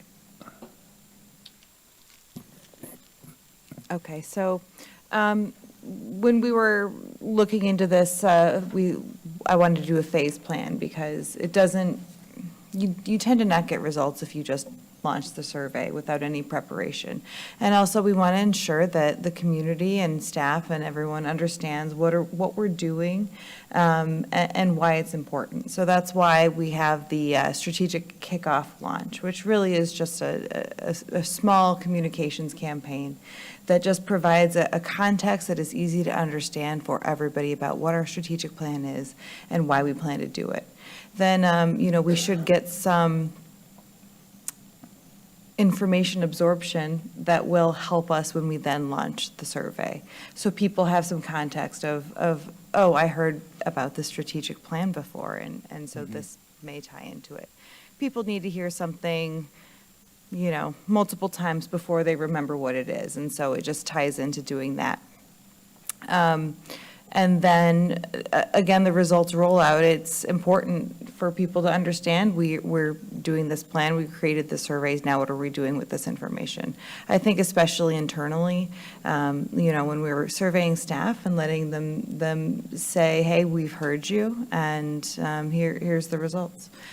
Same thing with the community, providing an overview with the community, with the media, with parents, to show them we know where we are and here's what we're doing to move forward. Sounds good. Thank you very much. And I'll just echo Director Carr's original thank you for all the staff people and others who have been working on this. We are moving forward clearly. Director O'Halloran, final comments. Oh, thank you. Yeah, I just wanted to, I appreciate that you're going to explain to folks why this is important because, maybe there are possibly people who would just hear the word strategic plan and check out. So I don't think, if there's a way to break it down, what do you want out of your schools? What can we do for you? Just really emphasize the end product because strategic plan sounds very, very corporate. It sounds very, over their head. Yeah, I don't know. I did want to, and one final point about the surveys, I just realized, I think one of them referenced buildings, and it was just the community was about buildings and facilities, like the neighborhood aesthetics of it. I don't know if any of the other surveys actually referenced any facilities. So if there's a way we can shoehorn, I know you're stop giving that woman a microphone. If there's a way we can possibly add that to some of the questions, just so we understand what they think is important. Thank you. Thank you. Any other comments by board members? Madam Secretary, is there another item of business? Mr. Chair, this was the only item of business on tonight's agenda. I knew that, but I had to ask. This meeting is adjourned.